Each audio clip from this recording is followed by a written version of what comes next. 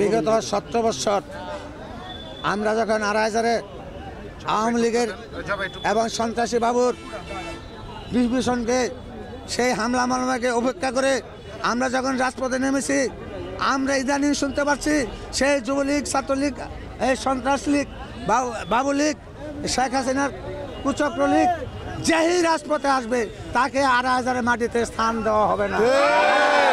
আড়াইহাজারে একমাত্র নজরুল ইসলাম আজাদে আমাদের নেতা, বিএনপির নেতা এবং তারেক রহমান আস্থাবাদী নেতা, আর আজাদ সবই আমার আড়াইহাজারে থাকবে। আমরা কোনো যুবলীগ, ছাত্রলীগকে আড়াইহাজারে স্থান দেব না এবং তাদের দোষরকেও দেবো না ইনশাল্লাহ। আপনারা জানেন কিছুদিন যাবৎ ফেসবুকের মাধ্যমে আওয়ামী লীগ সরকার স্ট্যাটাস দিচ্ছে, তারা আন্দোলন করবে, হরতাল করবে, এই করবে, সেই করবে, তারা মাঠে নামার পায়তারা করছে। আমরা একটি নিষিদ্ধ সংগঠন যে ছাত্রলীগ, তাকে কখনো মাঠে নামতে দেব না এবং আওয়ামী লীগও যাতে মাঠে না নামতে পারে সেদিকে আমাদের সজাগ দৃষ্টি রাখতে হবে। তবে আপনারা জানেন আমাদের বিএনপি নামধারী কিছু লোক আছে যারা বিগত আন্দোলন সংগ্রামে ছিল না, যারা নজরুল ইসলাম বাবুর সাথে আড়াইহাজার আতাত করে চলতো, তারা এখন বিএনপির নামে প্রোগ্রাম করে আওয়ামী লীগের দোসরদের নিয়ে। তাদের প্রোগ্রামে বেশিরভাগ লীগই ছাত্রলীগ, যুবলীগ, আওয়ামী লীগের লোক।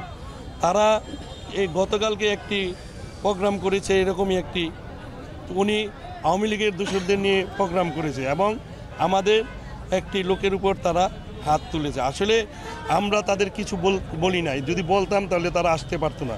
কারণ আমরা তো চিন্তা করেছি তারাও বিএনপি করে, করুক, আমাদের তো কোনো সমস্যা নাই যদি বিএনপি করে।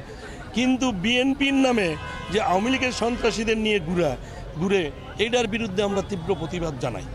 কারণ আমরা চাই না কোনো মাধ্যমে এদেশে আবার আওয়ামী লীগ প্রতিষ্ঠিত হোক।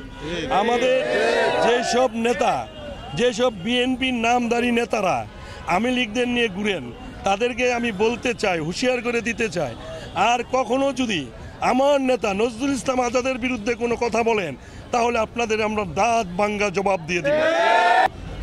এই বিএনপির দুঃসময়ে যারা ছিল না, যারা কোনো সময় দেখি নেই, বিএনপির ব্যানার ধরার জন্য একটা লোক পাই নাই, যাদেরকে ফোন দিলে ফোনে পাওয়া যেত না, তারা মিথ্যা বাহানা দেখিয়ে তারা দূরে সরে থাকতো। এই আজাদ সাহেব সবাইকে, আমাদেরকে নিয়ে, নেতাকর্মীদেরকে নিয়ে মাঠে ছিল নজরুল ইসলাম বাবুর বিরুদ্ধে, একমাত্র উনিই সংগ্রাম করেছে। আপনারা সবাই অবগত আছেন, সাংবাদিক ভাইয়েরা আপনারা দেখেছেন। কিন্তু আমরা এখন দেখতে পাচ্ছি যে আড়াইহাজার থানায় কিছু বুইফর মানে নিজেদেরকে জাহিরি করার জন্য আজকে তারা মাঠে নেমেছে। আমি জানি না তারা কি আওয়ামী লীগকে পুনর্বাসন করতে চায় কি না। এখন যে আওয়ামী লীগ কর্মসূচি দিয়েছে সেই কর্মসূচিকে বাস্তবায়ন করার জন্য এবং আওয়ামী লীগকে পুনর্বাসন করার জন্য এই দোসররা মাঠে নেমেছে।